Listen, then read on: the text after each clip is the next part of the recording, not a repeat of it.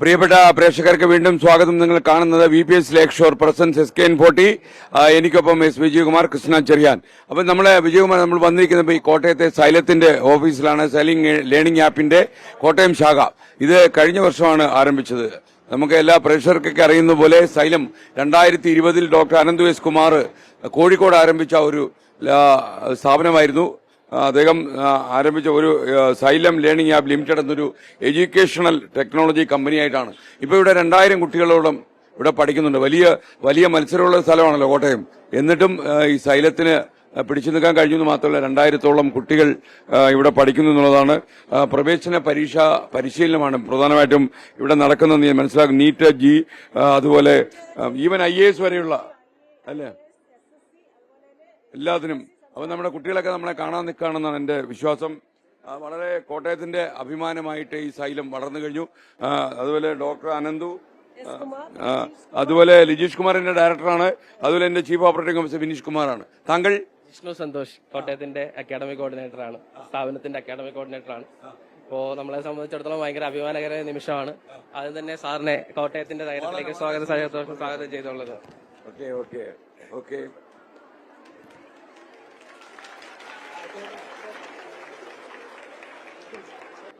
കുട്ടികളെ, സൈലം എങ്ങനെയുണ്ട്? ഓക്കെ. അപ്പൊ ഈ സൈലത്തിന്റെ അധ്യാപകരൊക്കെ എങ്ങനെയുണ്ട്? അപ്പോ നിങ്ങൾ കുറച്ച് അധികം ആൾക്കാർ, നിങ്ങൾക്ക് യൂണിഫോം ഒക്കെ ഉണ്ടോ? യൂണിഫോം ഉണ്ടോ? എന്താ പേര്? ഇതിന്റെ ഇടയ്ക്കൂടെ എന്നെ ഒന്ന് കയറ്റുവോ? ഓക്കെ. അപ്പൊ നിങ്ങളെല്ലാരും ഞാൻ ഒന്ന് കാണാനായിട്ട് വന്നതാ. അപ്പോ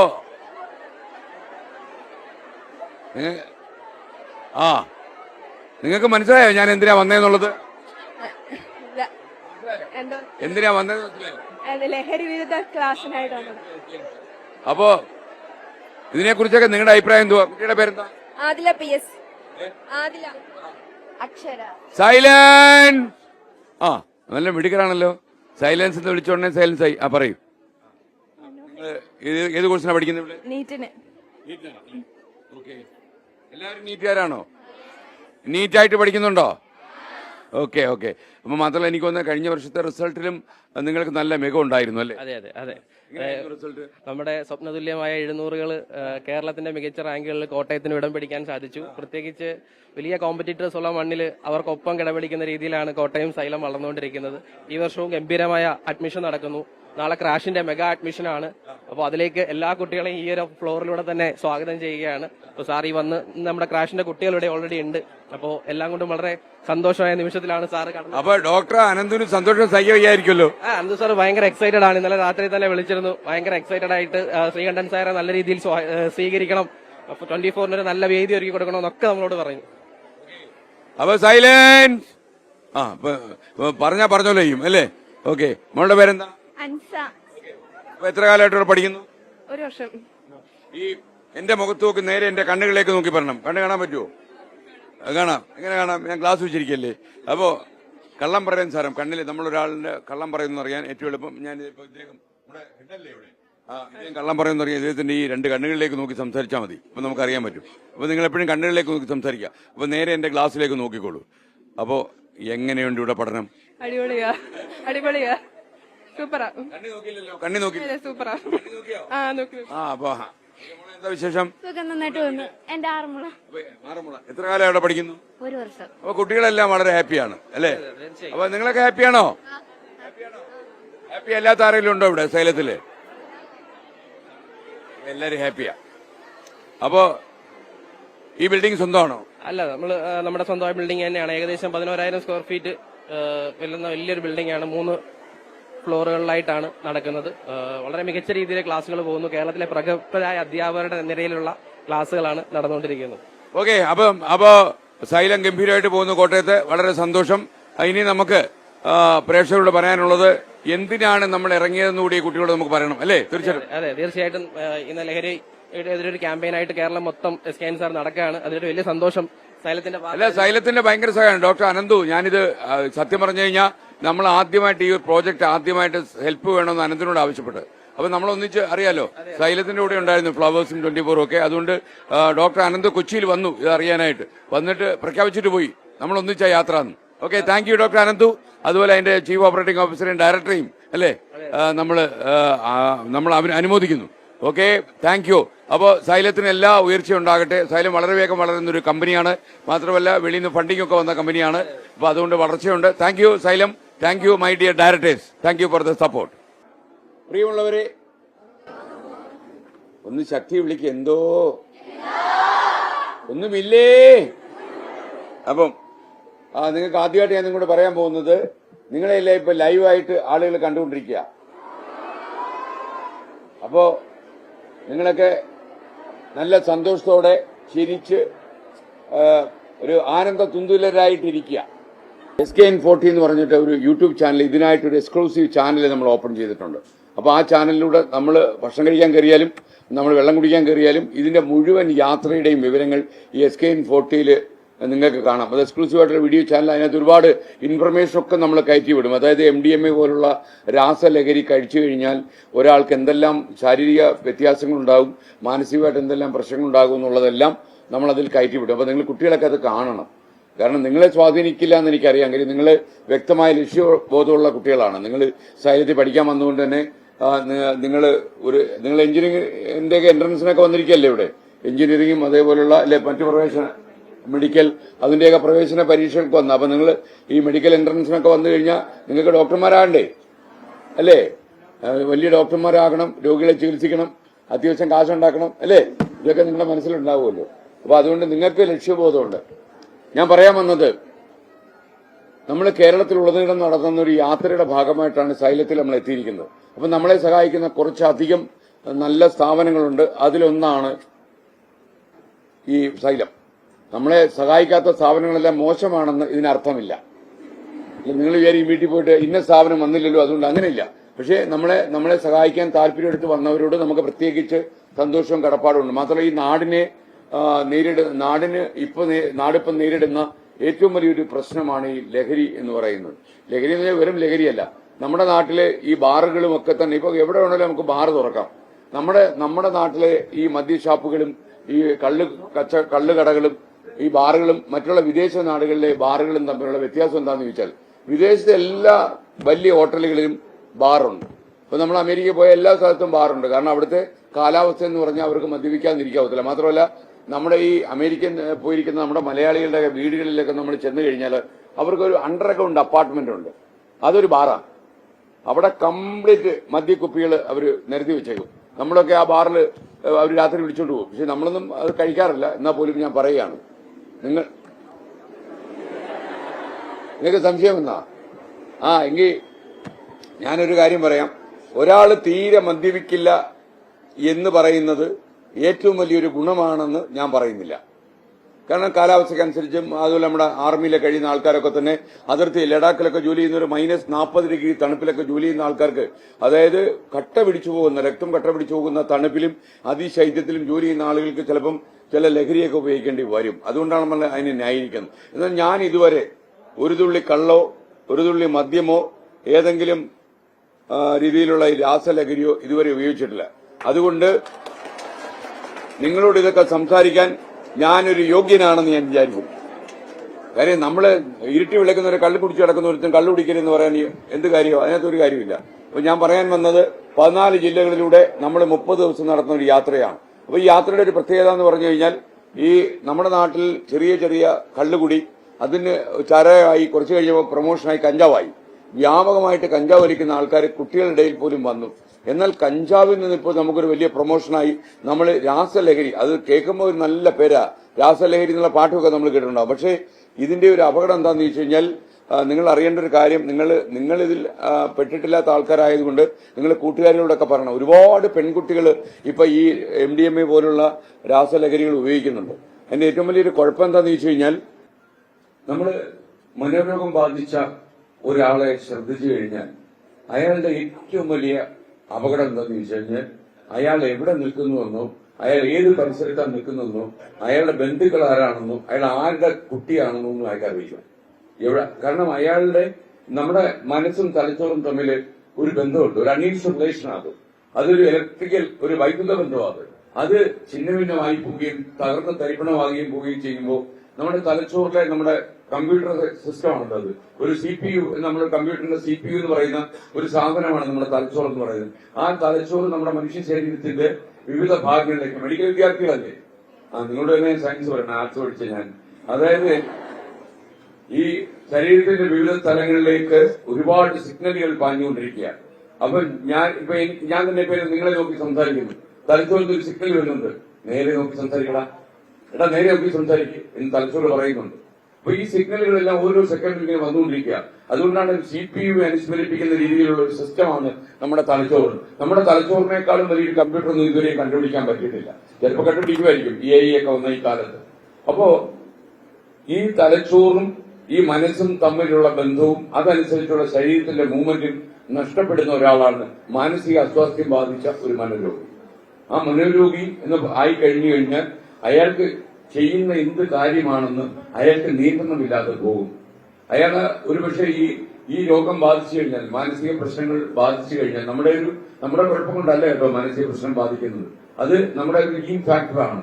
ഏതോ നൂറ്റാണ്ടുകൾ ജീവിച്ച ആളുകളിൽ ആർക്കെങ്കിലും മനോരോഗം ഉണ്ടെങ്കിൽ അത് നമ്മൾ ഭ്രാന്ത് എന്നൊക്കെ പറഞ്ഞ് കളിയാക്കാറുണ്ട്, പരിഹസിക്കും. അങ്ങനെ പരിഹസിക്കാൻ പാടില്ല.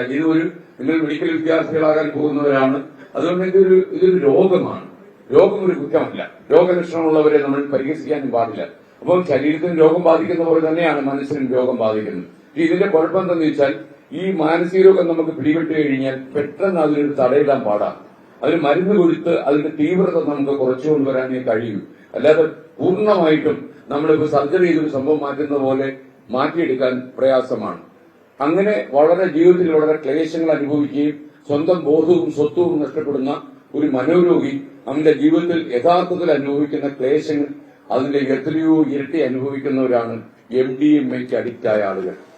ഇതിന്റെ ഒരു കുഴപ്പം എന്താണെന്ന് ചോദിച്ചാൽ, ഇപ്പം നമ്മുടെ പല പള്ളിക്കൂടങ്ങളിൽ, കോട്ടയം ജില്ലയിലൊക്കെ കയറിയപ്പോ ഈ മദ്യപാനവും ലഹരിയും അതുപോലെ MDMA വളരെ കൂടുതലാണ് എന്ന യാഥാർത്ഥ്യം നമ്മൾ മനസ്സിലാക്കുന്നു. നമ്മൾ തിരുവനന്തപുരം, കൊല്ലം, പത്തനംതിട്ട, ആലപ്പുഴ, ഈ കോട്ടയം ഇത്രയും ജില്ലകൾ കടന്നപ്പോ ഇതിൽ പത്തനംതിട്ട ജില്ലയിലാണ് ഏറ്റവും കൂടുതൽ MDMA സ്വാധീനിച്ചിരിക്കുന്നത് എനിക്ക് മനസ്സിലായി. എന്നാൽ കോട്ടയത്തേക്ക് വരുമ്പോ പത്തനംതിട്ടയെക്കാളും കോട്ടയത്തിന് ഈ സ്വാധീനമുണ്ടോ എന്നെനിക്ക് സംശയമുണ്ട്. അപ്പൊ ഇന്നുകൂടി നമ്മൾ കോട്ടയത്ത് പര്യടനമുണ്ട്, അത് കഴിയുമ്പോൾ നമ്മൾ മനസ്സിലാക്കും. അപ്പൊ നിങ്ങൾക്ക് ചെയ്യാൻ കഴിയുന്ന ഏറ്റവും വലിയ കാര്യം എന്താണെന്ന് ചോദിച്ചു കഴിഞ്ഞാൽ, നമ്മൾ ചെയ്യുന്നത് എന്ത് എന്ന് നമുക്കറിയാൻ പറ്റാത്ത ഒരവസ്ഥയിലേക്ക് പോകുന്ന ഒരുവനാണ് ഈ MDMA എന്ന മാരകമായ ലഹരി ഉപയോഗിക്കുന്ന ആള്. അത് എന്താണെന്ന് ചോദിച്ചാൽ, തിരുവനന്തപുരം ജില്ലയിലെ പാറശാല പോലെയുള്ള അതിന്റെ പ്രദേശങ്ങൾ, കന്യാകുമാരിയുടെ ബോർഡിൽ കിടക്കുന്ന സ്ഥലമാണ് പാറശാല, നിങ്ങൾക്കറിയാം, തമിഴ്നാടിന്റെ ബോർഡറാണ്. അവിടെ കിടക്കുന്ന സ്കൂളുകളിൽ പോലും ഈ ചോക്ലേറ്റിലും അതുപോലെ കൂൾ എന്ന് പറയുന്ന മിഠായിയും ലഹരി കലർത്തി ആളുകൾ പ്രചരിപ്പിക്കുന്നുണ്ട്. ഈ ലഹരി ഇങ്ങനെ ഡോസ് കൂട്ടിക്കൊണ്ടുവന്ന് അവസാനം ഇതിന് നിൽക്കാതെ വരുമ്പോ MDMA പോലുള്ള രാസലഹരിയിലേക്ക് വഴിമാറുകയാണ് ചെയ്യുന്നത്. അപ്പൊ കോട്ടയത്ത് വന്നപ്പോഴും ഇത്തരം കൂൾ മിഠായികൾ ഇവിടെ ഉണ്ടെന്നാണ് ആളുകൾക്ക് പറയുന്നത്. തിരുവനന്തപുരം രാധാകൃഷ്ണൻ MLA ഒക്കെ നമ്മൾ കണ്ടിരുന്നു. അപ്പോ നിങ്ങൾ ചെയ്യേണ്ട ഒരു കാര്യം ഇത്ര മാത്രമാണ്. ഒരാൾ 4 or 5 തവണ, അത് പെൺകുട്ടികളും ഇപ്പോൾ ഈ രാസലഹരിക്ക് വിധേയമാകുന്നു എന്നുള്ളത് നമ്മളെ ആശ്ചര്യപ്പെടുത്തുന്നു. അപ്പൊ നമ്മുടെ വീട്ടിൽ നമുക്ക് സ്വാതന്ത്ര്യമില്ല, വീട്ടിൽ ഞാൻ തനിച്ചാണ്, ഞാൻ ഒറ്റപ്പെട്ടവനാണ്, ഇനി എന്നോട് ആരും സംസാരിക്കുന്നില്ല, സ്നേഹമില്ല, അമ്മയ്ക്കൊന്നും ഒരു താല്പര്യമില്ല എന്നൊക്കെ നമ്മൾ വെറുതെ കണ്ടെത്തുന്നതാണ്. നിങ്ങൾക്കറിയാം, ഒരു പേറ്റുനോവ് അനുഭവിച്ച് ഒരു അമ്മ ഒരു കുഞ്ഞിനെ പ്രസവിച്ചു കഴിഞ്ഞാൽ ആ കുഞ്ഞിനുണ്ടാക്കുന്ന ചെറിയ മാറ്റം പോലും അമ്മയെ തളർത്തിക്കളയും. അപ്പൊ നിങ്ങൾക്ക് എന്തെങ്കിലും ഒരു വിനാശം ഉണ്ടായെന്ന് കേട്ടാൽ ഏറ്റവും തകർന്നു പോകുന്നത് ആ അമ്മയായിരിക്കും, പിന്നീട് അച്ഛനുമായിരിക്കും. അപ്പൊ അതുകൊണ്ട് അവർ ഫിസിക്കലി അത് കാണിക്കുന്നില്ലെങ്കിൽ പോലും അവർക്ക് ഉള്ളിൽ സ്നേഹവും താല്പര്യവും ഉണ്ട്. നിങ്ങളുടെ മുഖത്തുണ്ടാകുന്ന വ്യത്യാസങ്ങൾ അവരുടെ മനസ്സിനെ വല്ലാത്ത തകർത്തുകളയും. അപ്പൊ ഇങ്ങനെ പല കുട്ടികളും ചെയ്യുന്ന എന്താന്ന് ചോദിച്ചു കഴിഞ്ഞാല്, കൂട്ടുകാരും സംഘമൊക്കെ ചേർന്ന് അവർ ചെറുതായിട്ട് ആദ്യം സിഗരറ്റൊക്കെ വെച്ചു തുടങ്ങും. കുറച്ച് കഴിയുമ്പോൾ അവർക്ക് അത് പോരാതെ വരും. അപ്പൊ അവര് മദ്യം കഴിക്കാൻ തുടങ്ങും, പിന്നെ കഞ്ചാവാകും. നിങ്ങൾ മെഡിക്കൽ കോഴ്സുകൾക്ക് പഠിക്കാൻ പോകുന്ന വിദ്യാർത്ഥികളാണ്.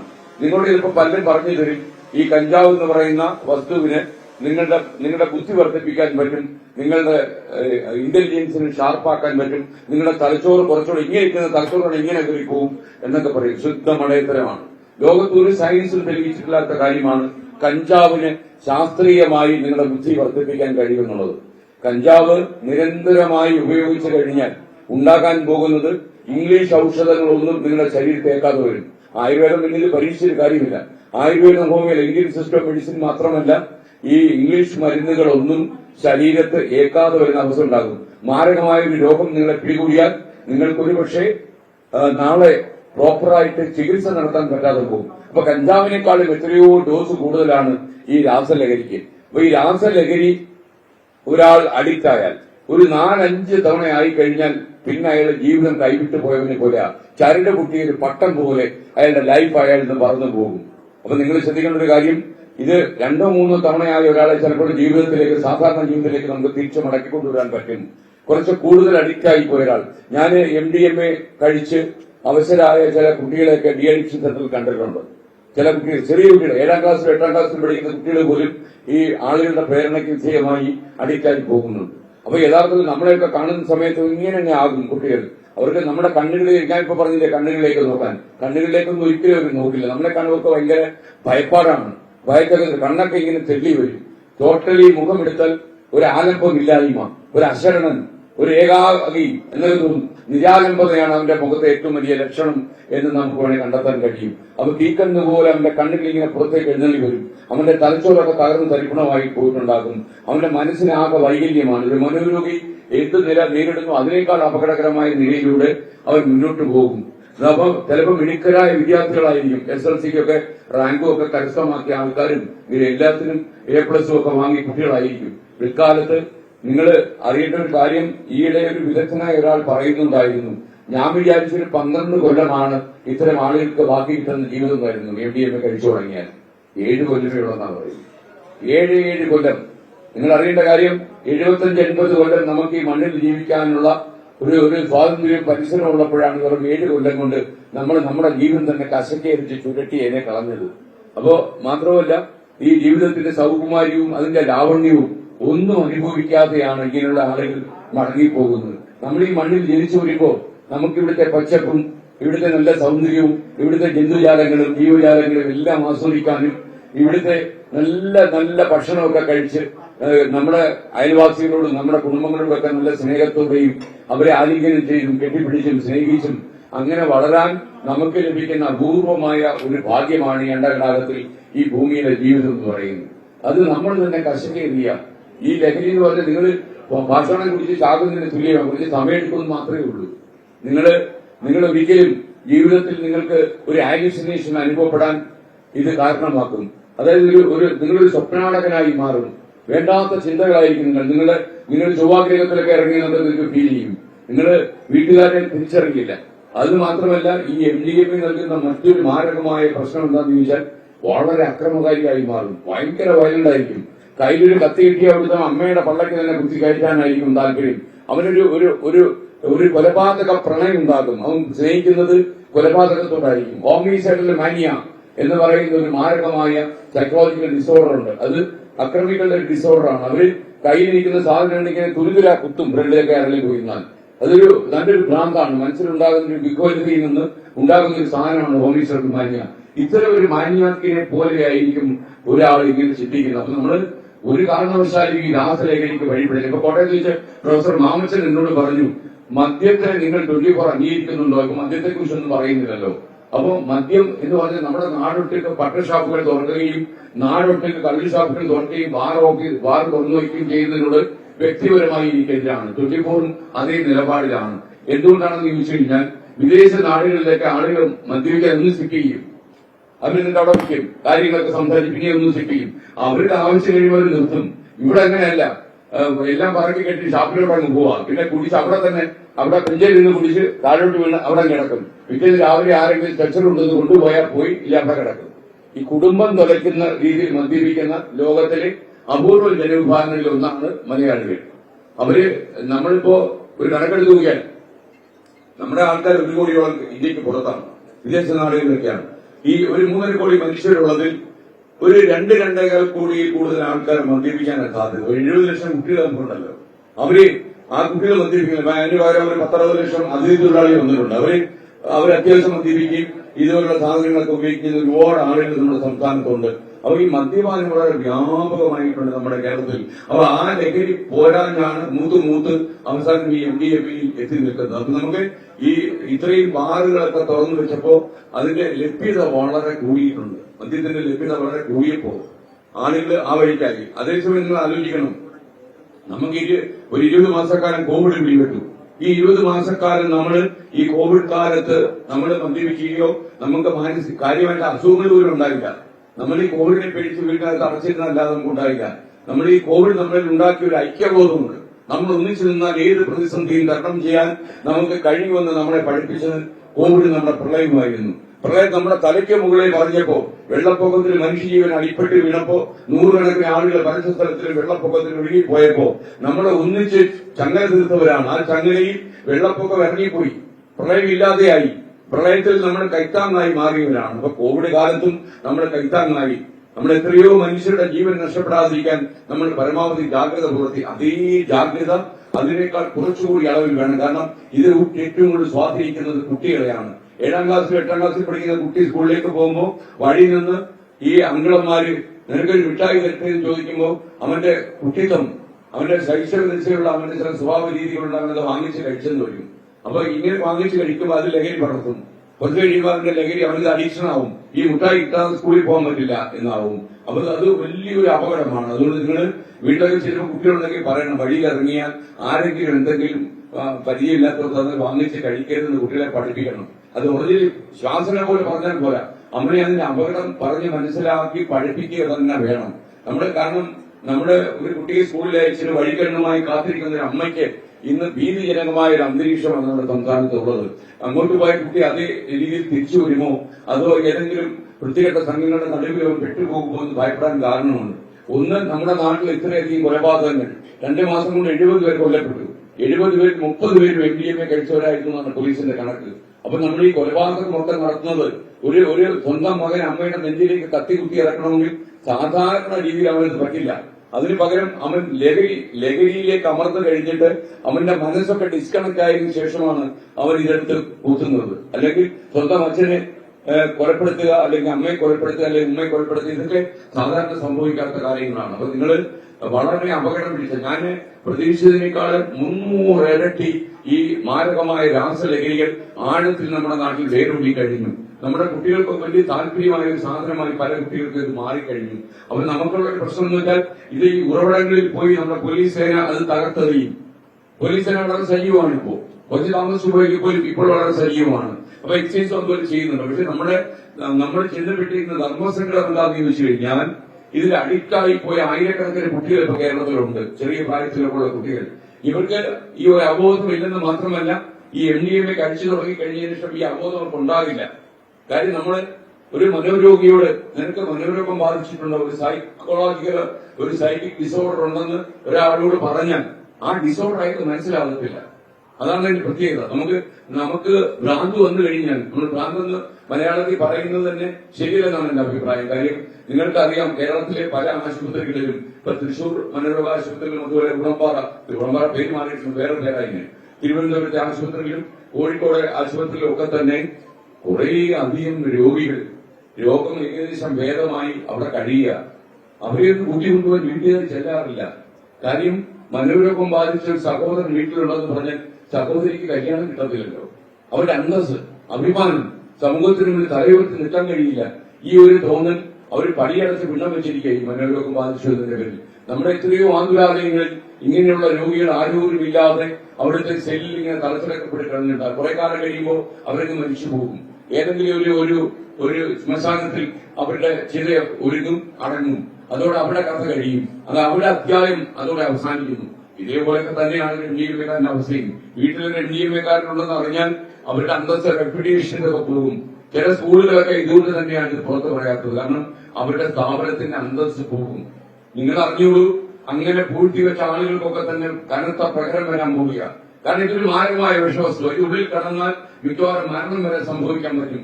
ആമാശയത്തിൽ കിടന്ന് MDMA-യുടെ കവർ കുട്ടി ഒരാൾ കോഴിക്കോട് ഭരിച്ച കാര്യം നിങ്ങൾക്ക് ഓർമ്മയുണ്ടല്ലോ.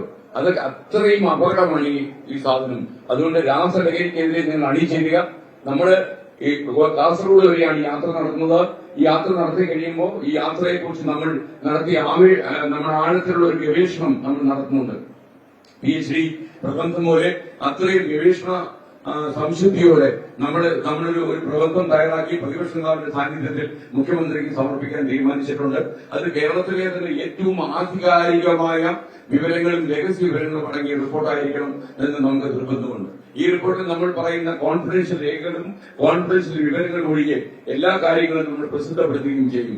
ആഭ്യന്തര വകുപ്പിൽ മാത്രം കേരളത്തിലെ ഏതൊക്കെ സ്ഥലങ്ങളിലാണ് ഉറവിടങ്ങളുടെ സാധ്യത, ഏതൊക്കെ സ്ഥലങ്ങളിലാണ് ഞങ്ങൾ ഇതിലെ വള്ളത്തിൽ പോകുമ്പോൾ ഞങ്ങൾ ഒരു ബോട്ടിൽ പോകുമ്പോൾ ആലപ്പുഴയ്ക്ക് അടുത്തൊരു കാട് കണ്ടു.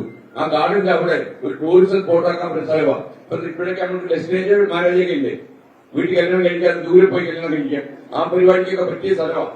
Destination marriage, save the date, പിന്നെ എങ്ങനെയാണ് സേവ് ദ ഡ്യൂട്ട്സ്, അതില്ല, സേവ് ദ ഡേറ്റ് മാത്രമേ ഉള്ളൂ. അപ്പൊ അതിനൊക്കെ പറ്റിയ സംഭവമുള്ള സ്ഥലമാണ്. അവിടെയാണ് ഈ കഞ്ചാവ് MDMA-യുമായിട്ട് ചെറുപ്പക്കാർ ഒത്തുപോകുന്നത്. അപ്പൊ നമ്മൾ യഥാർത്ഥത്തിൽ ലോകം പിടിച്ചടക്കി എന്നുള്ള രീതിയിലാണ് ഈ കുട്ടികളൊക്കെ ഇതിൽ അണിചേരുന്നത്. നമുക്കറിയില്ല ഇവരോട് എന്ത് പറഞ്ഞാണ്.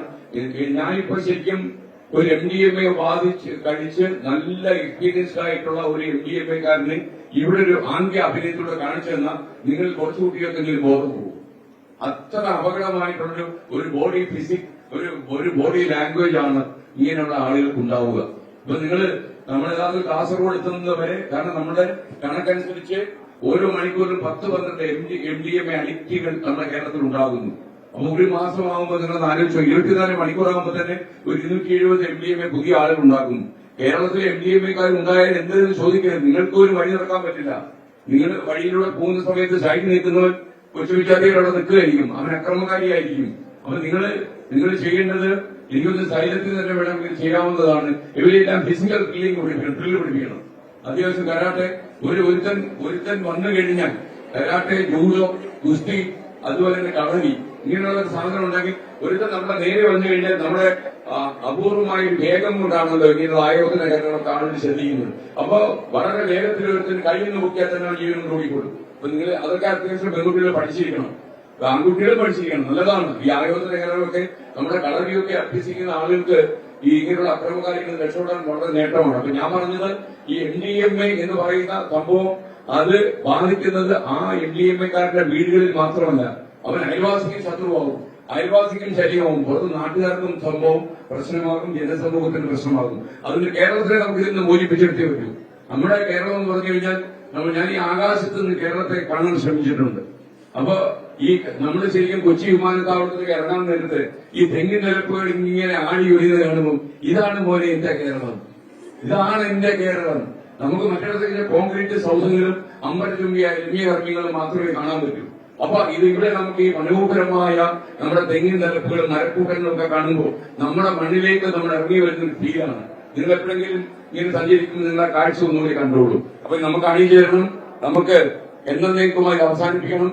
കേരള പോലീസ് കമ്മീഷണർ ഇപ്പൊ തന്നെ നമ്മൾ ഈ യാത്ര തുടങ്ങിയ ശേഷം അഭൂതപൂർവമായ പ്രതികരണമാണ് നമുക്ക് കിട്ടിക്കൊണ്ടിരിക്കുന്നത്. ജനങ്ങളൊക്കെ വളരെ നമ്മുടെ ഈ ചാനലുകളൊക്കെ കണ്ടിട്ട് പല സ്ഥലങ്ങളിൽ ഇപ്പൊ ഇന്ന് രാവിലെ തന്നെ KS ചിത്ര ഓസ്ട്രേലിയയിൽ നിന്ന് ഇതിന് പിന്തുണ പ്രഖ്യാപിച്ചുകൊണ്ടൊരു വീഡിയോ അയച്ചായിരുന്നു. അതുപോലെ നമ്മുടെ അമേരിക്കയിൽ എവിടെയോ ആളുകൾ ഒന്നിച്ചുകൂടി പ്രതിജ്ഞ ചൊല്ലി.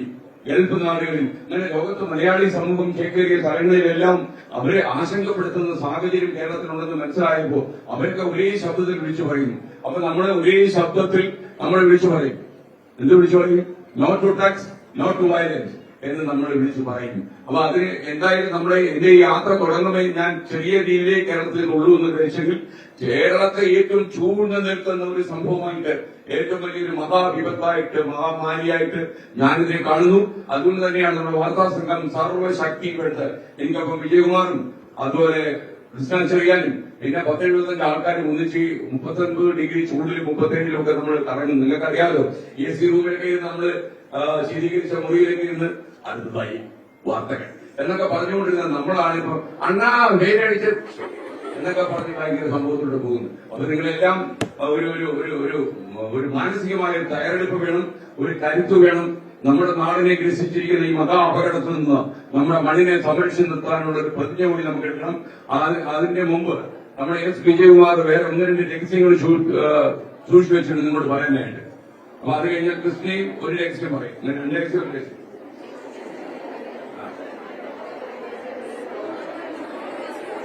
ഞാൻ പറയുന്ന രഹസ്യമൊക്കെ എസ്കേ പറഞ്ഞില്ല. അതുകൊണ്ട് ഈ തട്ടുവശക്ക് ഞാൻ അധികം രഹസ്യങ്ങളിലേക്ക് പോകുന്നില്ല. അപ്പോ എസ് അദ്ദേഹത്തിന്റെ യാത്രയുടെ വിശദാംശങ്ങൾ പങ്കുവച്ചു. സാധാരണ ഒരു മാധ്യമ പ്രവർത്തകൻ 40 പതിറ്റാണ്ട് 40 വർഷം മാധ്യമ പ്രവർത്തനം നടത്തി കഴിയുമ്പോൾ കേരളത്തിൽ മുഴുവൻ ഒന്ന് യാത്ര ചെയ്യുക അല്ലെങ്കിൽ 40 വർഷം പൂർത്തിയാക്കുക എന്ന് പറയുന്നത് ശരിക്കും ആഘോഷിക്കാനുള്ള സമയമാണ് അല്ലെ. നമുക്ക് മാധ്യമ പ്രവർത്തനത്തിന്റെ എല്ലാ മേഖലയിലൂടെയും എസ് സാറ് കടന്നു പോയിട്ടുണ്ട്. അപ്പോൾ അത്തരം ഒരു അവസരത്തിൽ ഒരു മാധ്യമ പ്രവർത്തകർ കേരളത്തിൽ മുഴുവൻ യാത്ര ചെയ്യുക ശരിക്കും അത് ആഘോഷിക്കേണ്ടതാണ്. പക്ഷേ അത്തരം ഒരു ആഘോഷിക്കേണ്ട സമയമല്ല ഇത് എന്ന് ഞങ്ങൾ തിരിച്ചറിയുന്നു എന്നതാണ് ഏറ്റവും പ്രധാനപ്പെട്ടത്. ആഘോഷിക്കാൻ സമയമായിട്ടില്ല എന്ന് തന്നെയല്ല, ആശങ്കപ്പാടാണെങ്കിൽ കുറേയധികം കാര്യങ്ങളുണ്ട്. അപ്പോൾ ആ ആശങ്ക തന്നെ ഉയർത്തിപ്പിടിച്ച് കേരളത്തിൽ അങ്ങോളം ഇങ്ങോളം പോകുക, ആളുകൾ ചെല്ലുന്ന സ്ഥലങ്ങളിലൊക്കെ ചെന്ന് നമ്മൾ നേരിടുന്ന പ്രശ്നങ്ങൾ എന്താണെന്ന് അവരോട് പറയുക, അതിൽ നിന്ന് നമ്മുടെ തലമുറയെ അടുത്ത തലമുറയെ സംരക്ഷിക്കാൻ വേണ്ട നടപടികളിലേക്ക് നമുക്ക് ഒരുമിച്ച് പോകാമെന്ന് പറയുക. അപ്പോൾ നമ്മൾ ഈ യാത്ര നടത്തുന്നത് കേവലം രാഷ്ട്രീയക്കാരൊക്കെ നിങ്ങൾക്കറിയാം, തെരഞ്ഞെടുപ്പ് കാലത്തൊക്കെ തിരുവനന്തപുരത്തു നിന്നോ കാസർഗോഡ് നിന്നോ ഒരു യാത്ര തുടങ്ങുക, അത് തെക്ക് നിന്ന് വടക്കോട്ടോ വടക്ക് നിന്ന് തെക്കോട്ടോ ഒരു യാത്ര നടത്തുക.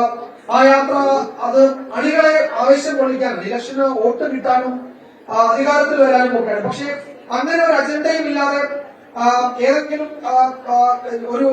അധികാര സ്ഥാനത്തേക്ക് കടന്നു വരാനൊന്നും അല്ലാത്ത ഒരൊറ്റ പോയിന്റിൽ മാത്രം കേന്ദ്രീകരിച്ച് നടത്തുന്ന ഒരു യാത്ര. ഒരുപക്ഷെ ഇത്തരം ഒരു യാത്ര കേരളത്തിൽ ഇതാദ്യമാണ്. ഇനി ആരെങ്കിലും ഇത്തരം ഒരു വിഷയം ഉയർത്തിയ ഒരു യാത്ര കേരളത്തിൽ നടത്തുമെന്ന് നമുക്ക് കരുതാനും കഴിയില്ല. ഈ യാത്രയ്ക്ക് ഒടുവിൽ ഞങ്ങൾക്ക് കിട്ടുന്ന വിവരങ്ങൾ അത് ഞങ്ങൾ ക്രോഡീകരിച്ചുകൊണ്ടിരിക്കുകയാണ്. യാത്ര പൂർത്തിയാകുന്നതിന് തൊട്ടു പിന്നാലെ നമ്മൾ ഒരു വലിയ ചടങ്ങ് സംഘടിപ്പിച്ച് അതിൽ മുഖ്യമന്ത്രിക്കും പ്രതിപക്ഷ നേതാവിനും ഒക്കെ എന്താണ് കേരളം നേരിടുന്ന ഈ ലഹരി വല, അതിന്റെ ആഴവും പരപ്പും എത്രത്തോളം ഉണ്ട് എന്ന് ഞങ്ങൾ ഉറപ്പായും സർക്കാരിനെ, ഇവിടുത്തെ ഭരണ സംവിധാനങ്ങളെ അറിയിക്കും. അതിൽ ഇടപെടൽ ഇനി വൈകിയാൽ ഒരുപക്ഷെ നമുക്ക് പിടിച്ചാൽ കിട്ടാത്ത തരത്തിലേക്ക് കാര്യങ്ങൾ പോകുമ്പോൾ നമുക്ക് നേരത്തെ തന്നെ 24 കണക്ട് എന്നൊരു സംവിധാനമുണ്ട്. അത് ഈ ലഹരിയും വിരുദ്ധ ക്യാമ്പയിനുകൾ സംഘടിപ്പിക്കുക. ഞങ്ങളൊക്കെ പല സ്കൂളുകളിലും കോളേജുകളിലും ഒക്കെ അതിന്റെ പ്രചരണാർത്ഥം പോകാറുണ്ട്. അവിടെയൊക്കെ ചെന്ന് ഇതുപോലെ 2 വാചകം പറഞ്ഞ് തിരിച്ചറിഞ്ഞു വരുമ്പോൾ അവിടുത്തെ അധ്യാപകരും കുട്ടികളുമൊക്കെ നമ്മളോട് പറയുന്ന കാര്യങ്ങൾ ഒരുപക്ഷെ നമുക്ക് ഒരു പൊതുവേദിയിൽ പറയാൻ കഴിയാത്ത തരത്തിൽ ഗുരുതരമാണ്. അത്രത്തോളം താഴെത്തട്ടില്ല. ഇപ്പൊ നിങ്ങൾക്കൊക്കെ ഇതിന്റെ ഭവിഷ്യത്ത് എന്താണെന്ന് നന്നായിട്ട് അറിയാം. നിങ്ങളൊക്കെ ഇതിനെപ്പറ്റി വായിച്ചും കേട്ടും ഒക്കെ അറിവുള്ളവരാണ്. പക്ഷെ നമ്മളുടെ താഴെയുണ്ട്. അപ്പൊ നമ്മുടെ കുഞ്ഞനുജന്മാരും അനുജത്തിമാരും 5ാം ക്ലാസ് മുതൽ തന്നെ ഇത്തരം ലഹരി വലയിലേക്ക് വീഴാനുള്ള സാഹചര്യം നമ്മുടെ നാട്ടിലുണ്ട്. അപ്പോൾ ഒറ്റ ഫോൺ കോൾ, നമ്മുടെ ഫോണില് ഒരു കോളിൽ അല്ലെങ്കിൽ ഒരു വാട്സാപ്പിൽ ഒരു മെസ്സേജിൽ ഒരാളോട് പറഞ്ഞത് ഞങ്ങളുടെ തുടക്കം, ഞങ്ങൾ ഈ യാത്ര തുടങ്ങിയ ദിവസം 3 ടിക്ക് വാട്സാപ്പിൽ കിട്ടിയ അയച്ചാൽ നിങ്ങളെ അടുത്ത തവണ അല്ലെങ്കിൽ അടുത്ത വീട്ടിൽ നിങ്ങളെ ഒരു ലഹരി ക്യാരിയർ, ഒരു മയക്കുമരുന്ന് MDMA ക്യാരിയർ നിങ്ങളെ വിളിക്കും എന്നാണ് പറഞ്ഞത്. അപ്പൊ അതൊരു വലിയ ഗ്രൂപ്പാണ്, ഒരു നെറ്റ്വർക്കാണ്. ആ നെറ്റ്വർക്കിലേക്ക് നമ്മളുടെ നമ്പർ എങ്ങനെയെങ്കിലും കടന്നു വരും. ആ നമ്പർ കടന്നു വന്നാൽ പിന്നെ നമ്മൾ ആ വലയിലേക്ക് സ്വാഭാവികമായി നമ്മളോട് പറയുന്നത് ഇന്ത്യൻ മെഡിക്കൽ അസോസിയേഷന്റെ കേരള ചാപ്റ്ററിന്റെ ചെയർമാനായിരുന്ന ഡോക്ടർ സുൽഫി നൂഹുവാണ്. അപ്പൊ അദ്ദേഹം ഇത്തരം കേസുകൾ നിരവധി കാണുന്നതാണ്. അപ്പോൾ അത്തരത്തിലുള്ള അപകടം നിങ്ങൾക്ക് തിരിച്ചറിവുള്ളവരാണ്, നിങ്ങൾക്ക് അതിൽ നിന്ന് മുക്തരാകാൻ ശേഷിയുണ്ട്, നിങ്ങൾ അതിൽ ബോധവൽക്കരണമുള്ളവരാണ്, അത് കിട്ടിയിട്ടുള്ളവരാണ്. നമ്മളുടെ താഴെ സ്കൂളിലൊക്കെ കുട്ടികളോട് നമുക്ക് ഇത് പറയണം. ഇത്തരത്തിലുള്ള വലിയ വലിയ ശൃംഖല, വലിയ നെറ്റ്വർക്ക്, വലിയ മാഫിയ സംഘങ്ങൾ നമ്മൾക്ക് കരുതുന്നതിനപ്പുറത്തേക്ക് ലക്ഷക്കണക്കിന് കോടി രൂപയുടെ ഇൻവെസ്റ്റ്മെന്റ് ഉള്ള വലിയ ബിസിനസ്സായി ഇത് മാറിയിട്ടുണ്ട്. അപ്പോൾ ലോകമാകെ ഇത് കേരളത്തിലെയോ കോട്ടയത്തെയോ മാത്രം പ്രശ്നമല്ല, ഇന്ത്യയിലോ മാത്രം പ്രശ്നമല്ല, ലോകമെമ്പാടും ഈ സംഗതികളുണ്ട്. അപ്പോൾ അമേരിക്ക കഴിഞ്ഞ ആഴ്ച ട്രംപ് അധികാരത്തിൽ വന്നതിനു ശേഷം ഒരു ലഹരി മാഫിയ സംഘത്തെ ടെറർ ഗ്രൂപ്പായി പ്രഖ്യാപിച്ചു. അങ്ങനെ സാധാരണ പ്രഖ്യാപിക്കാറില്ല. അങ്ങനെ ഒരു ഭീകരവാദി സംഘടനയെ പ്രഖ്യാപിച്ചു. അപ്പോൾ ലോകമെമ്പാടും ഇത് നടക്കുന്നു. നമ്മൾ സിനിമകളിലൊക്കെ മെക്സിക്കോയിലെ ലഹരി സംഘങ്ങളെ പറ്റി എത്രയോ കാലങ്ങളായി കാണുന്നുണ്ട് അല്ലെ. അപ്പൊ ഇത് ലോകമെമ്പാടും ഉണ്ട്. അപ്പോൾ നമ്മൾ മാത്രമല്ല ഈ പോരാട്ടം നടത്തുന്നത്, ലോകം മുഴുവൻ ഇതിനെതിരെയുള്ള പോരാട്ടം നടക്കുകയാണ്. ആ പോരാട്ടത്തിനൊപ്പം നമ്മൾ നിൽക്കുകയാണ്. അപ്പോൾ നിങ്ങളെയൊക്കെ കാണുമ്പോഴും നിങ്ങളൊക്കെ ഇന്ന് ഐക്യദാർഢ്യം പ്രഖ്യാപിക്കുമ്പോഴും നമുക്ക് കിട്ടുന്ന ഊർജ്ജം ചേർന്നല്ല. ആ ഊർജ്ജവുമായി നമുക്ക് ഇനിയും ഏറെ ദൂരം മുന്നോട്ട് പോകാനുണ്ട്. അപ്പോൾ ഞങ്ങൾ നിങ്ങളുടെ യാത്ര തുടരും. നിങ്ങളുടെ എല്ലാ പിന്തുണയും നമ്മൾ വാക്കുകളിൽ മാത്രമല്ല പ്രവൃത്തിയിലുണ്ടാകണം. ഈ സന്ദേശം SK പറഞ്ഞല്ലോ, ആ സന്ദേശം നമ്മുടെ വീടുകളിലും നമ്മുടെ സ്കൂളുകളിലും നമ്മുടെ സുഹൃത്തുക്കളിലും ബന്ധുക്കളിലും അങ്ങനെ എവിടെയൊക്കെ നമുക്ക് എത്തിക്കാൻ കഴിയുമോ അവിടെയൊക്കെ നമുക്ക് എത്തിക്കണം. അങ്ങനെ നമുക്ക് ഈ ലഹരി വലയിൽ നിന്ന് നമ്മുടെ തലമുറകളെ നമുക്ക് മോചിപ്പിക്കേണ്ടതുണ്ട്. നല്ല ഒരു നാട് നമുക്ക് ഉണ്ടാക്കേണ്ടതുണ്ട്. അതിനായി നമ്മൾ കൂട്ടായി ശ്രമിക്കണം. ആ ശ്രമത്തിൽ ഒരു വലിയ കാൽവെപ്പാണ് ഞങ്ങൾ നടത്തുന്നത്. എല്ലാവരുടെയും പിന്തുണ അഭ്യർത്ഥിച്ചുകൊണ്ട് നിർത്തുന്നു. നന്ദി, നമസ്കാരം. ക്രിസ്ത്യൻ 2 വാക്ക് സംസാരിക്കും.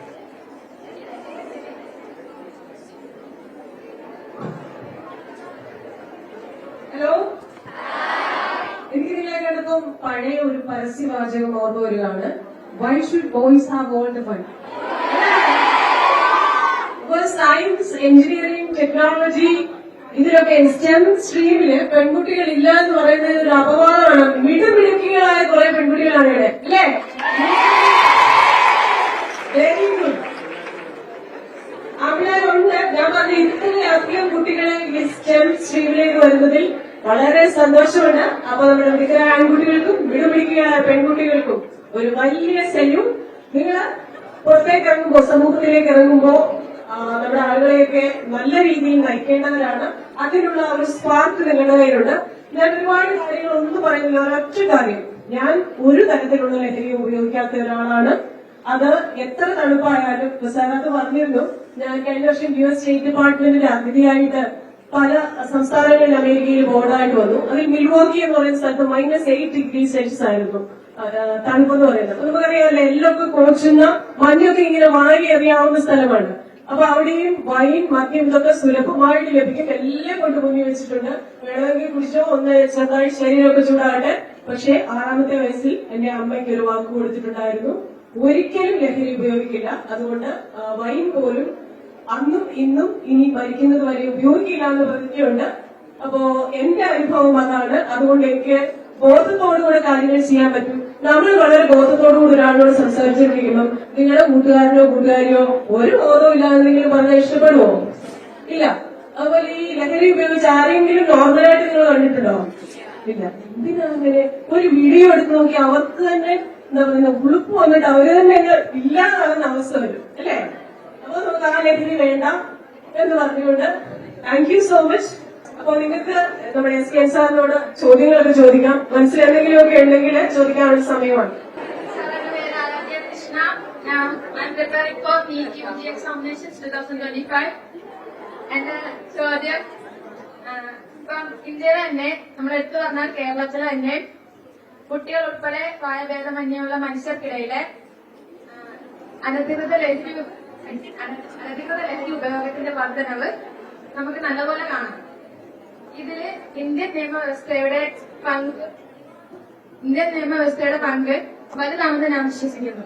കാരണം ഇല്ലീഗൽ ഡ്രഗ്സ് യൂസിങ് ഒരു ക്രൈമാണെന്ന് അറിഞ്ഞുകൊണ്ട് തന്നെ അത്തരം ഡ്രഗ്സ് യൂസ് ചെയ്യാനുള്ള തീരുമാനം ഓരോരുത്തരും സ്വീകരിക്കുന്ന സമയത്ത് ഇന്ത്യൻ നിയമവ്യവസ്ഥയോടുള്ള ലഹരിക്കെതിരെയുള്ള ശിക്ഷാ നടപടികളുടെ ശാക്തീകരണ കുറവല്ലേ ഇവിടെ കാണുന്നത്? നല്ല ചോദ്യമാണ്. നമ്മള് പലപ്പോഴും മറന്നുപോകുന്ന കാര്യമാണ് ഇവിടെ ചോദിച്ചത്. അതായത് നമുക്ക് നമ്മുടെ ഭരണഘടനയിൽ പറഞ്ഞ കോൺസ്റ്റിറ്റ്യൂഷൻ ഓഫ് ഇന്ത്യ നിങ്ങൾ വായിച്ചിട്ടുണ്ടെന്ന് എനിക്കറിയില്ല. ലോകത്തിലെ തന്നെ ഏറ്റവും വലിപ്പമുള്ള ഒരു ഭരണഘടനയാണ് നമ്മുടേത്. നമ്മുടെ ഭരണഘടന എഴുതിയുണ്ടാക്കിയ ഒരു കമ്മിറ്റിയുടെ ചെയർമാൻ ഡോക്ടർ അംബേദ്കർ ആയിരുന്നു. അതുപോലെ നമുക്ക് നമ്മുടെ ശിക്ഷാ നിയമങ്ങൾ ഉണ്ടായിരുന്നു. ഇപ്പൊ ഈയിടെയായിട്ട് ആ ശിക്ഷാ നിയമങ്ങൾ കുറച്ചുകൂടെ മാറിയിട്ടുണ്ട്. Indian penal code, criminal procedure code എന്നൊക്കെ പറയുന്നത് നമുക്ക് ഇതുണ്ട്. അതിപ്പോ മാറ്റി വേറെ പേരിലാണ് ഭാരതീയ ന്യായ സംഹിത എന്ന രീതിയിലൊക്കെ മാറ്റിയിട്ടുണ്ട്. അപ്പൊ ഈ കുട്ടി ചോദിച്ചത് നമ്മുടെ നാട്ടിൽ ഇപ്പൊ ഈ പടിഞ്ഞാറ് നാടുകളിലും ഗൾഫ് നാടുകളിലും ഒക്കെ തന്നെ ഈ ഇപ്പൊ നമ്മൾ ഈ അടുത്തിടയ്ക്ക് തന്നെ 4-5 മലയാളികളെ UAE തലവെട്ടി കൊന്നു. സൗദി അറേബ്യയിലും ഈ അടുത്തിടെ തലവെട്ടി കൊന്നു. അപ്പൊ ഈ തലവെട്ടുന്നത് മാത്രമല്ല, അത് പരസ്യമായി തലവെട്ടും. അത് ആൾക്കാർക്ക് പോയി നിന്ന് കാണാം. തലവെട്ടിയിട്ട് ചിലപ്പോ ഈ സാധനം ചിലപ്പോ സ്ട്രീറ്റിൽ പ്രദർശിപ്പിച്ചെന്നും വരും. ധൈര്യമുള്ളവർക്ക് പോയി നിന്ന് കാണാം. അപ്പൊ ഗൾഫ് നാടുകളിലൊക്കെ അങ്ങനെ പല സ്ഥലത്തും അങ്ങനെയുള്ള സംഭവങ്ങളുണ്ട്. എന്നാൽ നമ്മളൊരു ജനാധിപത്യ സംവിധാനം പിന്തുടരുന്ന ഒരു ഭരണക്രമമുള്ള രാജ്യമാണ്. നമ്മൾ വളരെ കഷ്ടപ്പെട്ടാണ് സ്വാതന്ത്ര്യം നേടിയത്. നിങ്ങൾക്കറിയാം, 2 നൂറ്റാണ്ടോളം വെള്ളക്കാരനോട് പടമുരുതി അവന്റെ സൂര്യനെ ശ്രമിക്കാത്ത സാമ്രാജ്യത്തില് നമ്മളെ സൂര്യനെ ശ്രമിപ്പിച്ച് നമ്മൾ വെളിച്ചത്തിലേക്ക് കാലെടുത്ത് ഊത്തിയവരാണ്. അപ്പൊ ഇനി നമ്മൾ ദൈവത്തിലേക്ക് വന്നു കഴിഞ്ഞാൽ അതുകൊണ്ട് തന്നെ അടിമത്വവും അസ്വാതന്ത്ര്യവും അനുഭവിച്ചൊരു തലമുറയായതുകൊണ്ട് തന്നെ നിയമങ്ങൾ നിർമ്മിച്ച ആളുകളൊക്കെ വളരെ വിശാല മനസ്കരായിരുന്നു. അതേസമയം ബ്രിട്ടീഷുകാരെ കൊണ്ടുവന്ന പല നിയമങ്ങളും, നമ്മളിപ്പോ ഇന്ത്യൻ റെയിൽവേ ആക്ട്, പല നിയമങ്ങളും യഥാർത്ഥത്തിൽ വെള്ളക്കാരന്റെ സംഭാവനയാണ്. അപ്പൊ ഈ വെള്ളക്കാരന്റെ സംഭാവന സ്വാതന്ത്ര്യം കിട്ടിയിട്ടും നമ്മൾ ഈ നിയമങ്ങൾ മാറ്റിയിട്ടില്ല. ഇപ്പൊ ഉദാഹരണം ഈ ലഹരിയിലേക്ക് വന്നു കഴിഞ്ഞാൽ കേരളത്തിലിപ്പം 500 ഗ്രാം കഞ്ചാവ് വെച്ചിട്ട് ഒരാളെ പിടികൂടിയാൽ അയാളെ ശിക്ഷിക്കാൻ നിയമം വലുതായിട്ട് കാര്യമായിട്ടില്ല. കാരണം 1 കിലോ കഞ്ചാവ് ഉണ്ടെങ്കിൽ മാത്രമേ ഒരാളെ ജാമ്യം നിഷേധിച്ച് നമുക്ക് അകത്തിടാൻ പറ്റൂ. 999 ആണെങ്കിൽ അയാൾക്ക് സ്റ്റേഷൻ ജാമ്യം എടുത്ത് പുറത്ത് പോകാം. മാത്രമല്ല കോടതികളുമൊക്കെ തന്നെ വളരെ ലിബറലായ ഒരു രാജ്യമാണ്. ഞാനിപ്പം ഒരു കുറ്റവാളിയായി ഒരു കേസിൽ പ്രതിയായി കോടതിയുടെ മുന്നിലെത്തിയാൽ കോടതി ആലോചിക്കുന്നത് ഇയാളുടെ മനുഷ്യാവകാശങ്ങൾ എന്തെങ്കിലും ധ്വംസിക്കപ്പെട്ടിട്ടുണ്ടോ, ഇയാൾക്ക് ഭരണഘടനയിലുള്ള ഒരു പ്രൊവിഷനാണത്. നിങ്ങൾക്ക് അറിയുന്ന പോലെ അതായത് നമുക്ക് മൗലികമായ അവകാശങ്ങളുണ്ട്, ഫണ്ടമെന്റൽ റൈറ്റ്സ് എന്ന് പറയും. ഈ ഫണ്ടമെന്റൽ റൈറ്റ്സിന് ഒരു ഗ്യാരണ്ടറുണ്ട്.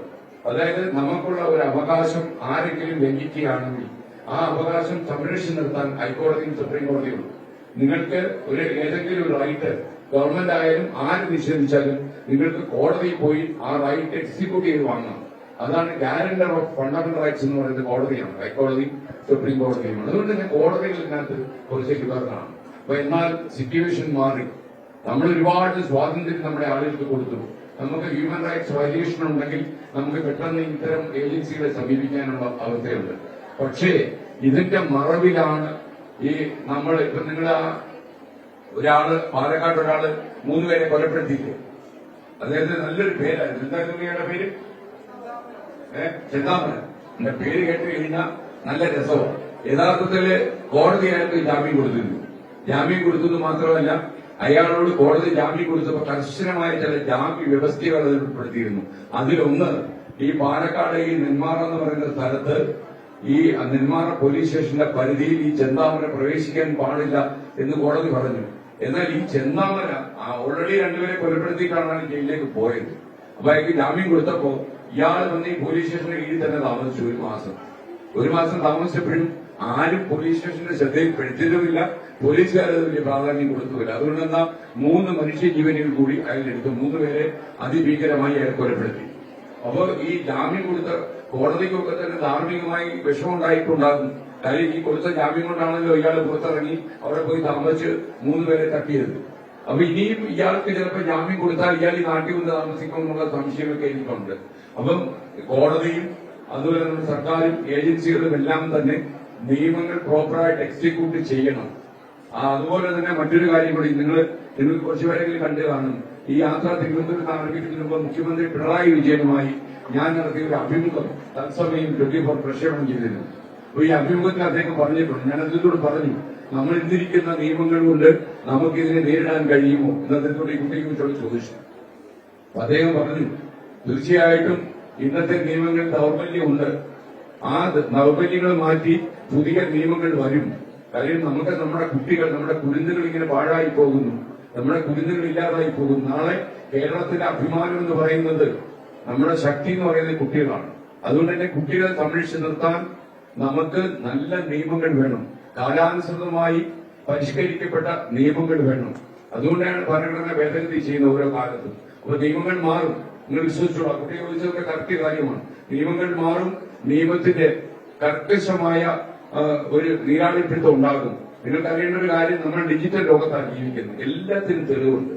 നമ്മൾ ഇപ്പൊ ഒരു കള്ളനെയൊക്കെ പെട്ടെന്ന് പിടിക്കുന്ന നാട് മുഴുവൻ CCTV ആണ്. അവൻ എത്ര വേഷം മാറിയാലും അവനെ പിടിക്കും. അപ്പൊ നിങ്ങൾ ഡിജിറ്റൽ തെളിവില്ലാതെ നിങ്ങൾക്ക് ജീവിതമില്ല.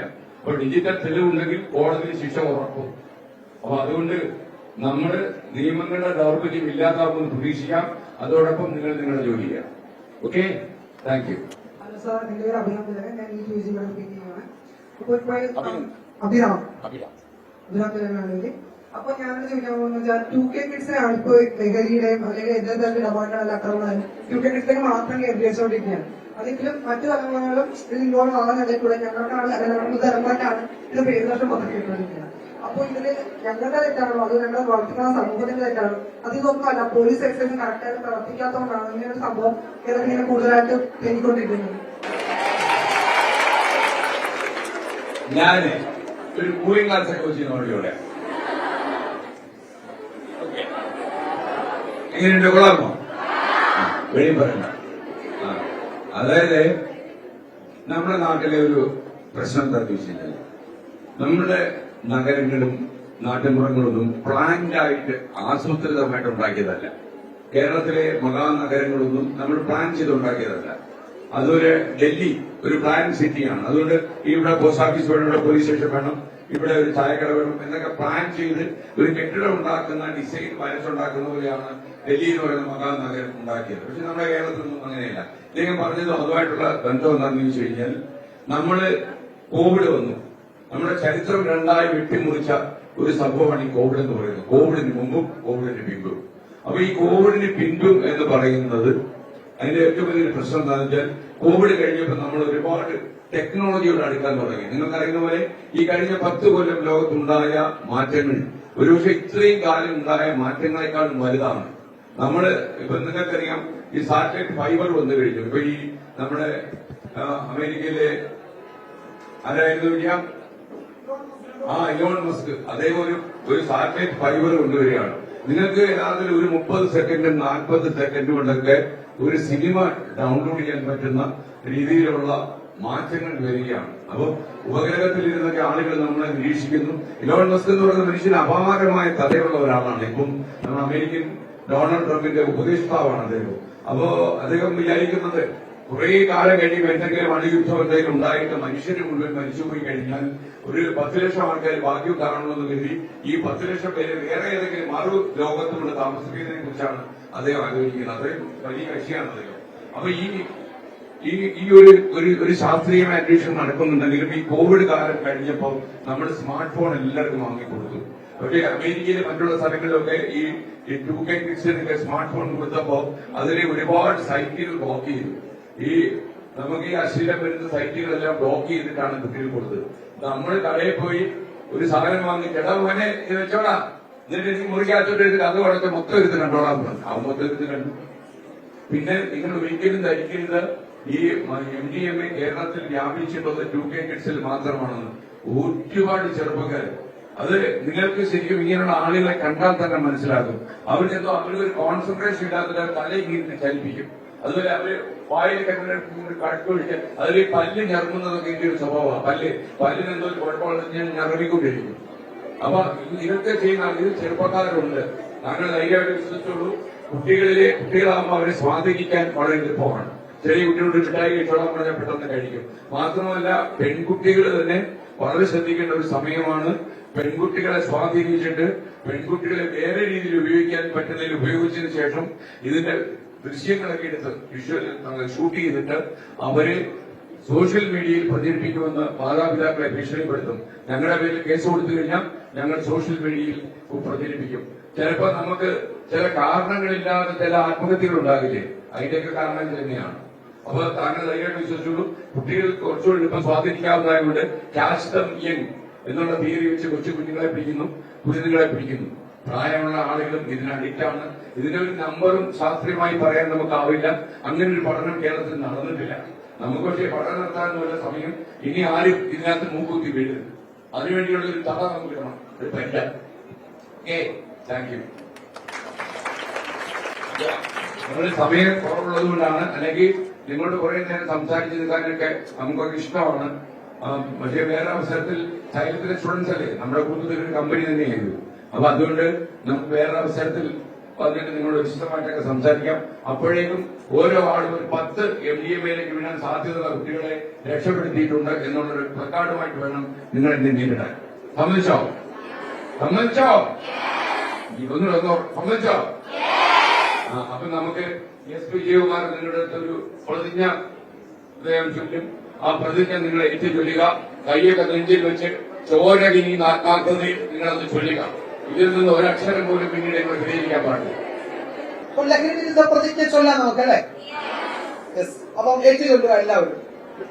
എന്റെ കേരളം എനിക്കെന്നും അഭിമാനം. സമൂഹത്തിലെ ദുഷ്പ്രവണതകൾ എന്നെ ആശങ്കപ്പെടുത്തുന്നു. മദ്യവും മയക്കുമരുന്നും കുട്ടികളെ പോലും ഇരയാക്കുന്നു. നിരപരാധികൾ ലഹരി വലയിൽ ബലിയാടാകുന്നു. ലഹരി മാഫിയയുടെ വ്യാപനം ഞാൻ അറിയുന്നുണ്ട്. ഹോസ്റ്റൽ മുറികൾ ലഹരി സംഭരണ കേന്ദ്രമാകുന്നു. പ്രത്യക്ഷമായോ പരോക്ഷമായോ ലഹരി മരുന്ന് പ്രോത്സാഹിപ്പിക്കില്ല എന്ന് ഞാൻ പ്രതിജ്ഞ ചെയ്യുന്നു. സമൂഹത്തെ മുറിവേൽപ്പിക്കുന്ന ലഹരി വ്യാപനം സർവശക്തിയും എടുത്ത് തടയുമെന്നും ഞാൻ പ്രതിജ്ഞ ചെയ്യുന്നു.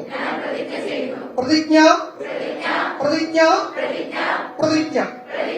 Thank you. ഇപ്പോ നമ്മളെ സംബന്ധിച്ചിടത്തോളം ഏറ്റവും സന്തോഷകരമായ നിമിഷമാണ് കടന്നുപോയത്. പ്രത്യേകിച്ച് ഈ ഒരു പ്രായത്തിലുള്ള കുട്ടികൾക്ക് ഇനി മുന്നോട്ട് നിങ്ങളുടെ ഭാവി എത്രത്തോളം സുരക്ഷിതമാണെന്നും എത്രത്തോളം നല്ല രീതിയിൽ സുരക്ഷിതമാക്കണമെന്നും വളരെ ചെറിയ സമയം കൊണ്ട് നമുക്ക് മെസ്സേജ് നൽകി ഇവിടെ ഏറ്റവും പ്രിയപ്പെട്ട ശ്രീകണ്ഠൻ സാറ് സൈലത്തിന്റെ ക്യാമ്പസിലേക്ക് എത്തി. കോട്ടയം ക്യാമ്പസിലെ കുട്ടികൾക്ക് ഇങ്ങനൊരു ചെറിയ സെക്ഷൻ എടുത്തു കൊടുത്ത സാറിന്റെ വിലയേറിയ സമയത്തിന് സൈലന്റ് മാനേജ്മെന്റിന്റെ പേരിലും കോട്ടയം ക്യാമ്പസിന്റെ പേരിലും വ്യക്തിപരമായ പേരിലും നിങ്ങൾ ഓരോരുത്തരുടെയും പേരിലുമുള്ള നന്ദി ഏറ്റവും സ്നേഹത്തോടുകൂടി 24-നോടും ശ്രീകണ്ഠനോടും അറിയിച്ചു വരുന്നു. അപ്പോ കേരളത്തിൽ മറ്റൊരു ചാനലും ഏറ്റെടുത്ത് നടക്കാത്ത ഒരു ക്യാമ്പയിനാണ് 24 നടത്തുന്നത്. ആ 24ന്റെ ക്യാമ്പയിന് സൈലം കോട്ടയത്തിലെ മുഴുവൻ വിദ്യാർത്ഥികളുടെയും അധ്യാപകരുടെയും മുഴുവൻ സ്റ്റാഫിന്റെയും ഐക്യദാർഢ്യം ഈ അവസരത്തിൽ പ്രഖ്യാപിച്ചുകൊണ്ട് നിർത്തുന്നു. Thank you very much. ഇത് ഏറ്റവും സമ്പന്നമായ ഒരു നിമിഷമാണ് നടക്കാൻ പോകുന്നത്. മോഹവില 1000 കോടിയും എന്നാൽ യഥാർത്ഥ വില 250 രൂപയുള്ള ഒരു കപ്പ് നമ്മുടെ ഈ ഓർമ്മയ്ക്കായിട്ട് സൈലത്തിന്റെ ചുറ്റും നമ്മൾ സമർപ്പിക്കുന്നു.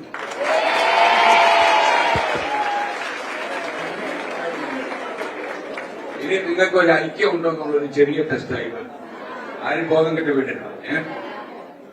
അതായത് നിങ്ങളിൽ ആരെങ്കിലും ഒരാൾക്ക് ഈ മോഹവില അറിയാലോ, മോഹവില അതിന്റെ മോഹവിലയുള്ള ഈ കപ്പ് ഞാൻ സമ്മാനിക്കും. പക്ഷെ ഒരാളിന്റെ പേര് പറയണം. ഒരാൾ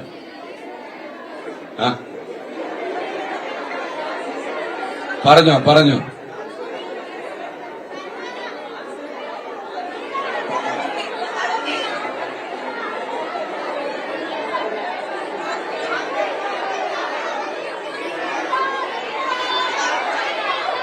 ഒരാള് വന്ന പേരൊന്ന് അനൗൺസ് ചെയ്യൂ. എല്ലാരും കേക്കട്ടെ.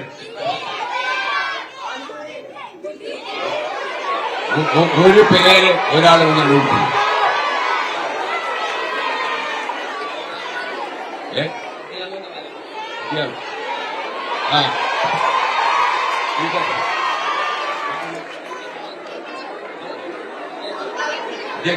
അപ്പൊ വിജയകൃഷ്ണ ടീച്ചർ ആരാ?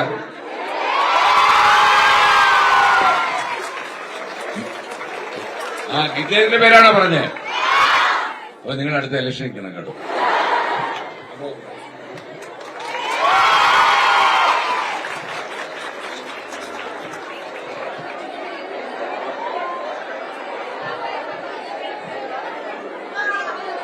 ഇനി ഒരു അടുത്ത ടെസ്റ്റ്. ഈ ടീച്ചറിന്റെ പേര് പറയാത്ത 6 പേർക്ക് ഇനി തൊപ്പി കൊടുക്കും.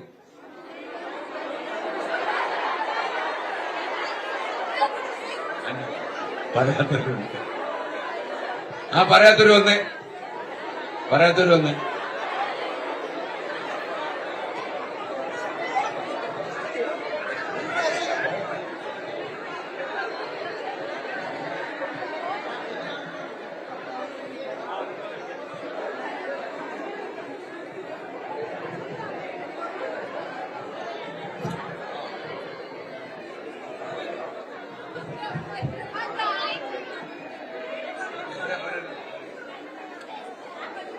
പറയാത്തവർക്ക് എന്തിനാ തൊപ്പി തന്നെ മനസ്സിലായോ? ഇനി അദ്ദേഹത്തിന്റെ പേര് പറയാൻ.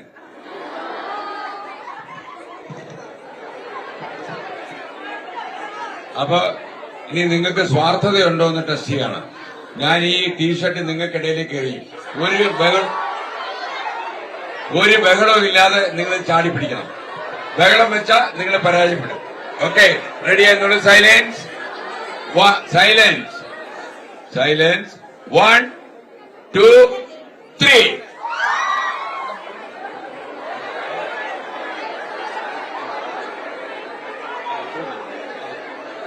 ഇനി 2 പേര് എന്നോട് ചോദ്യം ചോദിച്ചു അല്ലേ? ആ ചോദ്യം ചോദിച്ച ആള് വന്ന് നമ്മുടെ നിയമവ്യവസ്ഥയെ കുറിച്ച് ആദ്യത്തെ ചോദ്യം. പിന്നീട് 2K കിഡ്സേ ഉള്ളെന്ന് പറഞ്ഞത്. നിങ്ങളുടെ 2K കിഡ്സ് അല്ല, വിജയ് ഭവ. ഓക്കെ, അപ്പൊ താങ്ക് യു. നിങ്ങളുടെ സ്നേഹത്തിനും സന്തോഷം നന്ദി. നിങ്ങളെല്ലാം പഠിച്ച മിടുക്കരായിട്ട് മെഡിക്കൽ വിദ്യാർത്ഥികളായിട്ട് ആ കുഴൽ എന്റെ നെഞ്ചത്ത് വെച്ച്. Okay, thank you.